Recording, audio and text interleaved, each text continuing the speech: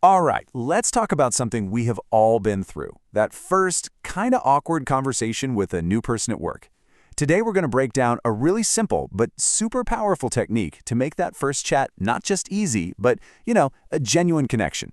Let's get into it. So you see them in the break room. It's their first day. You can feel that little bit of pressure, right? What's the perfect thing to say? How do you get past just hello without it feeling all forced and weird? It's a feeling we all know, but trust me, the solution is way simpler than you think. And here it is. This is the secret weapon. Just two simple words. Do you. This little phrase is your key. It's an incredibly effective and, honestly, an elegant way to open the door to a real conversation. We're going to look at exactly how and why it works so well. So what's so special about this?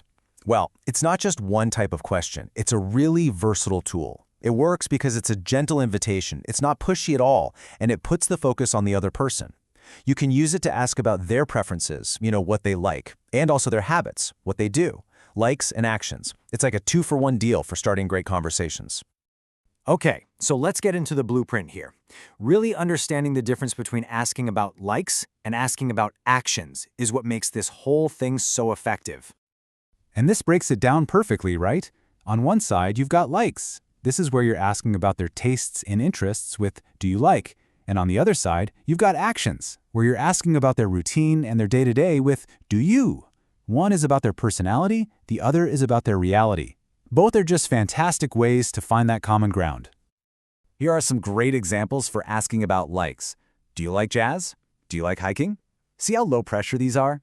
They just invite someone to share a little piece of who they are. And the answer, whether it's a yes or a no, can so easily lead to a follow-up question.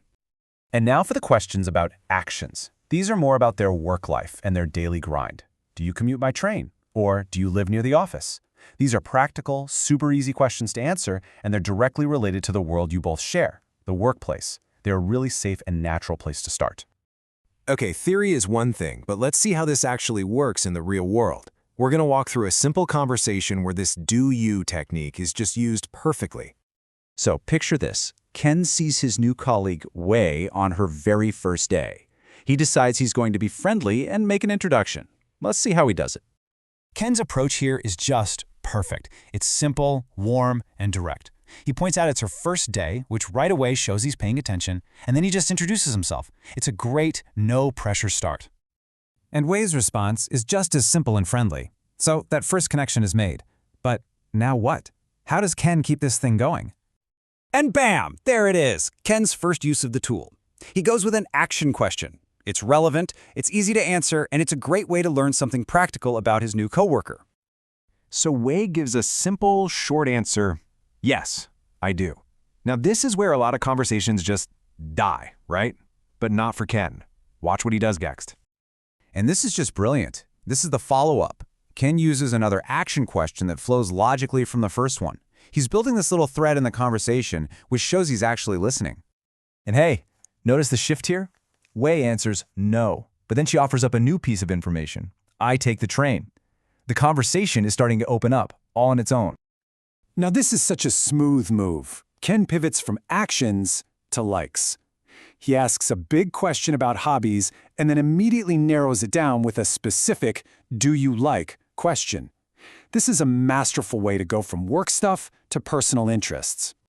And boom, this is the turning point. This is the magic moment. Wei doesn't just answer, she asks the question right back. How about you? The conversation is now officially a two-way street.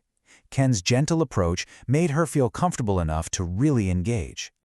And Ken's enthusiastic answer just brings the whole thing to a really positive close. In just a few lines, they've gone from total strangers to friendly colleagues who actually know a little bit about each other. All thanks to do you. So we've seen the blueprint and we've seen our real-world example. Now it's your turn. Let's think about how you can put this into practice yourself. Okay, imagine this. A new team member, Nancy, just started today. You want to make a good first impression. Start a friendly chat. What's your opening move going to be? Well, you've got a few pathways you could take, right? You could ask about her activities, her actions, what she does outside of work. You could ask about her interests, what she likes. Or you can just keep it focused on work activities.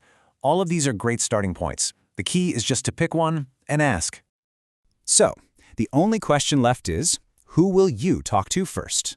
This simple "do you" pattern is your tool. Now that you know how to use it, you have the power to turn any of those awkward silences into a friendly conversation. Go give it a try.